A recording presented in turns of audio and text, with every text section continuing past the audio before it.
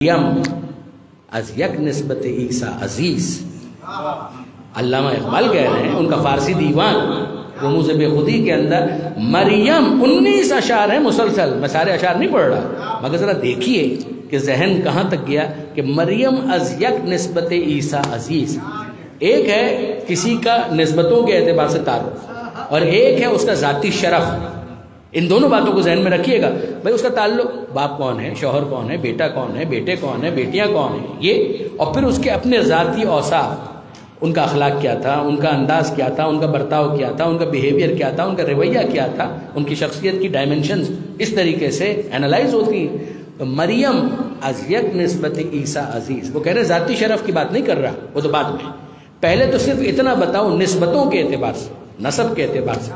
شہزادی مریم چھوٹا مرتبہ نہیں ہے، بہت بڑی شخصیت ہے کہ جس کو پروردگار نے قرآن میں ایڈمائر کیا ہے. تو بہت بڑی شخصیت ہے، ان کا رتبہ کم کرنا مقصود نہیں ہے. مگر مریم مریم ہے، فخر مریم فخر مریم. مریم از یک نسبت عیسیٰ عزیز، کہ نسبتوں کے اعتبار سے جناب مریم کا شرف یہ ہے کہ وہ عیسیٰ علیہ السلام کی ماں ہے.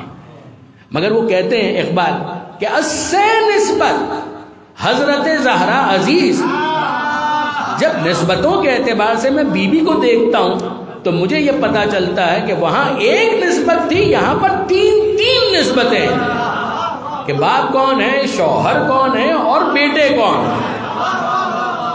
علامہ رشید ترابی علی اللہ مقامہ اس کی شرح کرتے ہوئے انہوں نے یہ جملہ کہا تھا کہ اگر شعرا ہی سمجھیں گے، میں تو شاعر نہیں ہوں، شعرا سمجھیں گے. علامہ رشید ترابی کہتے ہیں کہ اس بات کو ایک شاعر سمجھ سکتا ہے کہ وہاں ہے مریم از یک نسبت عیسیٰ عزیز، وہاں تنہا مریم، وہاں ہے تنہا مریم، اور یہاں دوسرے مصرے میں مکمل مصرع از سے نسبت زہرا نہیں، از سے نسبت حضرت زہرا عزیز.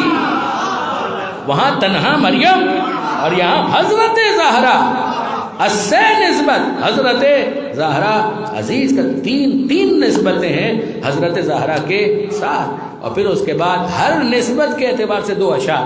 میں تو فقط ایک شعر آپ کے سامنے پیش کر رہا ہوں باپ کی نسبت سے اور شوہر کی نسبت. ذرا دیکھیے، نور چشم رحمت للعالمین، نور چشم رحمت للعالمین، آن امام اولین و آخرین. نور چشم، یہ کس کی آنکھوں کا نور ہے؟ یہ بیٹی کس کی ہے؟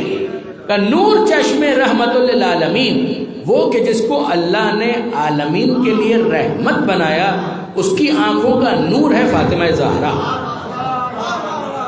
نور چشم رحمت للعالمین. اب ایک بات بتائیے، کوئی اور بھی صفت لقب پیش کیا جا سکتا تھا، مگر رحمت کا جو لفظ ہے اس کا انتخاب اقبال نے ایسا ہی نہیں کیا کہ نور چشم رحمت للعالمین، وہ جو عالمین کے لیے رحمت ہے اس کی آنکھوں کا نور ہے. کیا بھول گئے کہ پیغمبر اکرم کا کہنا ہے کہ بیٹی اللہ کی رحمت ہے؟ یعنی کیا مطلب کہ یہ جس کی آنکھوں کا نور ہے وہ ہے عالمین کے لیے رحمت، اور یہ اسی کی بیٹی بنی اس کے لیے رحمت.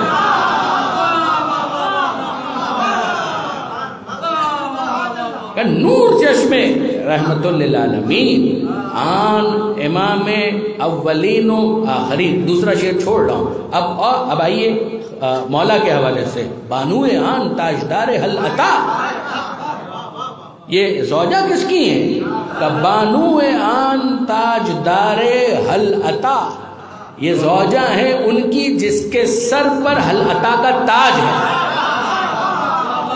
دیکھیے واقعہ عجیب ہے. بانو آن تاجدار حل عطا، سورہ حل عطا جن کی شان میں نازل ہوا، ان کے سرخیل، ان کے سردار ہے مولا کائنات، کہ ان کے حرم میں ان کی زوجہ ہونے کا شرف حاصل ہے جناب سیدہ بانو آن تاجدار حل عطا. میں نے بہت سوچ سمجھ کر یہ جملہ کہا تھا جو پہلے بھی کہا، ذرا غور کیجیے گا. بات کیا ہے؟ بات یہ ہے کہ حل عطا کا سورہ اہل بیت کی شان میں نازل ہوا. یہ بعض کم ظرف مفسرین کو ہضم نہیں ہوگا، میں ان کے نام نہیں لے رہا لیکن آپ کو مل جائے گا. اچھا اب اس پر شکوہ ایک طرح سے اقبال ان کی رد کر رہے ہیں کہ تم نہیں مانتے، نہ مانو، میں مانتا ہوں. اقبال شیعہ نہیں ہے، اقبال شیعہ نہیں ہے. مگر بہرحال محب اہل بیت ہے، تفضیلی ہے، خود ان کا وہ شعر ہے اس کی طبیعت میں تشیع بھی ذرا سا، شیعہ نہیں ہے اس کی طبیعت میں تشیع بھی ذرا سا، کہ کیوں؟ کہ تفضیل علی ہم نے سنی اس کی زبان، کہ ہم نے علی کی فضیلت اس کی زبان سے سنی ہے۔ ایک مولوی صاحب کا تذکرہ کر رہے ہیں وہ اقبال، اپنا تعارف کروانے کے لیے کہ اقبال کون ہے اس کی طبیعت میں تشیع بھی ذرا سا، کیونکہ علی علی کرتا ہے، تفضیل علی ہم نے سنی اس کی زبانی۔ تو علامہ اقبال کہتے ہیں بانو آن تاجدار حل عطا۔ اب اقبال جو سمجھانا چاہ رہے ہیں نا وہ یہ کہ جناب سیدہ کا یہ شرف ہے کہ وہ جناب امیر کی زوجہ ہیں، لیکن امام شافعی کچھ اور کہہ رہے ہیں۔ امام شافعی ابھی دوسرا مصرع باقی ہے، مگر ذرا غور کیجئے گا اور رکیے گا، امام شافعی وہ بھی شیعہ نہیں ہے نا، عجیب بات، امام شافعی شیعہ نہیں ہے۔ اب ان کا شعر سنیے، ان کو بھی تانے دیے جاتے تھے، یہ شیعہ ہو گیا، شیعہ ہو گیا، شیعہ ہو گیا، علی علی کرتا ہے، اہل بیت کا ذکر کرتا ہے، ان کو بہت تانے دیے گئے۔ تو امام شافعی نے ایک شعر یہ کہا، الا ما و حتی متا۔ علماء کرام تشریف فرمائے، ذرا آپ دیکھیں واقعاً الا ما و حتی متا، یہ پہلا مصرع ہے، کب تک آخر کب تک؟ وہ فرسٹریٹ ہو کر اضطراب کہ ارے بھائی کیا ہے، میں نے کیا ایسا کہہ دیا، الا ما کب تک وہ حتی متا، آخر کب تک، اعاتبو فی حب حاضل فتح، اس جوان کی محبت پر کب تک مجھے برا بھلا کہا جائے گا۔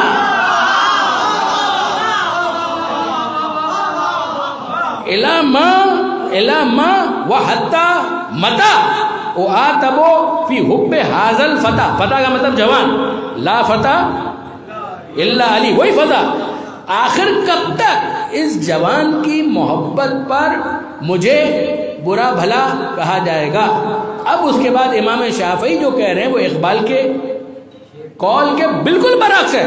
اقبال نے یہ کہا تھا کہ بانو آن تاجدار حل عطا، کہ یہ زوجہ ہیں ان کی، یعنی ان کا تعارف کرواتے ہوئے کہ بھائی ان کا مرتبہ دیکھو، یہ زوجہ ہیں، مجھے اس سے بھی انکار نہیں ہے، مگر وہ فکر کا ایک رخ ہے، یہ فکر کا دوسرا رخ ہے۔ شافعی کہتے ہیں میں ایسے ہی علی کا دیوانہ نہیں ہوں، وہ کہتے ہیں میں ایسے ہی علی کا عاشق نہیں ہو گیا۔ الا ما و حتی متا، کب تک آخر کب تک، اعاتبو فی حب حاضل فتح، اس جوان کی محبت پر آخر مجھے کب تک معتوب کیا جائے گا، میں ایسے ہی علی کا دیوانہ نہیں ہوں۔ حل زوجت فاطمہ غیرہ، کیا زہرا کا شوہر ہونے کا شرف کسی اور کو بھی ملا؟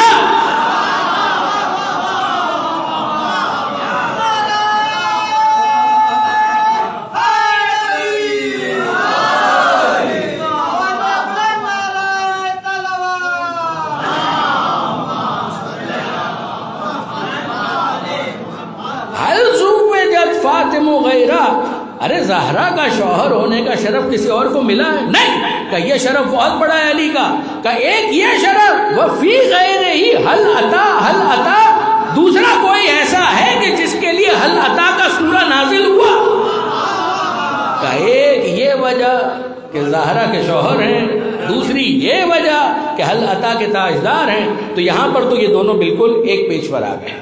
اقبال نے کہا بانو آن تاجدار حل عطا، اور پھر اقبال کہتے ہیں مرتضی مشکل کشا شیر خدا، وہ جس کی میں بات کر رہا ہوں وہ مرتضی ہے، مشکل کشا ہے، شیر خدا ہے، مشکل کشا، مشکلوں کو حل کرنے والا، دور کرنے والا۔ اب اگر کسی کو فتویٰ لگانا ہے تو وہ اقبال پر بھی فتویٰ لگا کہ اقبال نے مشکل کشا مان لیا، مرتضی مشکل کشا شیر خدا۔ آپ نے غور فرمایا برادران عزیز؟ اور یہاں میر انیس کے ایک بند کو میں آپ کے سامنے پیش کروں۔ دیکھیے میر انیس نے اس حوالے سے جو ارشاد فرمایا شعراء کے سامنے گستاخی ہے، مگر بہرحال امید ہے کہ وہ مجھے معاف کریں گے۔ دیکھیے کیا انیس کا یہ جو بند ہے واقعاً کمال کا ہے، واقعاً کمال کا ہے۔ وہ فرماتے ہیں اللہ رے فاطمہ کی بزرگی زہ شرف، نسبتوں کے تعلق سے اور پھر ذاتی، دو چیزیں، دو بند فقط اور گفتگو مکمل. اللہ رے، وہ اقبال نے کہا مریم از یک نسبت عیسیٰ عزیز، اسے نسبت حضرت زہرا عزیز. اب ذرا دیکھیے انیس کیا کہہ رہے ہیں. اللہ رے فاطمہ کی بزرگی زہ شرف، بابا ملا تو فخر رسولان ما سلف. بابا ایسا کہ جس پر ما سلف کے تمام رسول فخر کریں کہ یہ ہے مصطفیٰ. اللہ رے فاطمہ کی بزرگی زہ شرف، بابا ملا تو فخر رسولان ما سلف. شوہر ملا امیر عرب اور شہ نجف، اللہ نے حسین و حسن سے دیے خلف. شوہر ملا امیر عرب اور شہ نجف، اللہ نے حسین و حسن سے دیے خلف. دونوں امام خلق کے حاجت رواں ہوئے، مشکل کشا کے بیٹے بھی مشکل کشا ہوئے.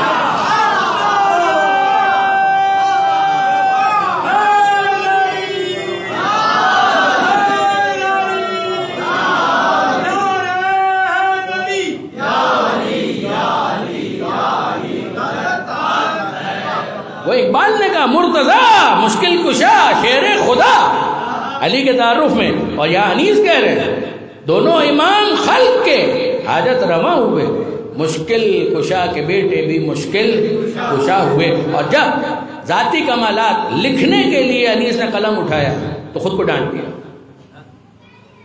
زجر و توبیخ کی عجیب منزل ہے. ہاں اے زباں خاموش، ادب کا ہے یہ مقام.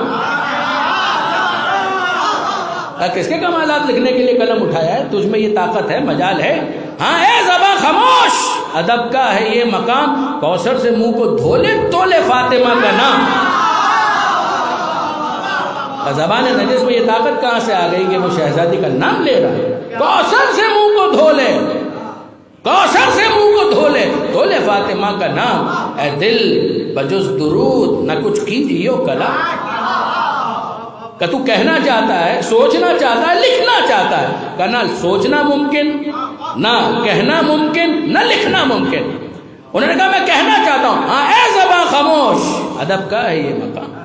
کوثر سے منہ کو دھولے تولے فاطمہ کا نام. کہ میں سوچنا چاہتا ہوں، اے دل بجز درود نہ کچھ کیجیو کلام.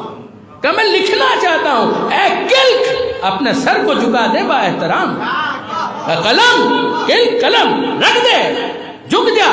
یعنی کیا مجال کے کرتاس پر تو کچھ قلم کر سکے، رقم کر سکے، کچھ قلم بند نہیں کر سکتا. اے کلک اپنے سر کو جھکا دے با احترام، رکھ دے قلم. واپس سنیے گا. ہاں اے زباں خاموش، ادب کا ہے یہ مقام. کوثر سے منہ کو دھولے تولے فاطمہ کا نام. اے دل بجز برود نہ کچھ کیجیو کلام. اے کلک اپنے سر کو جھکا دے با احترام. کاغذ پہ پہلے سورہ مریم کو دم کروں. میں لکھوں گا مگر کاغذ پہ پہلے سورہ مریم کو دم کروں، تب فاطمہ کی عصمت و عفت رقم کروں.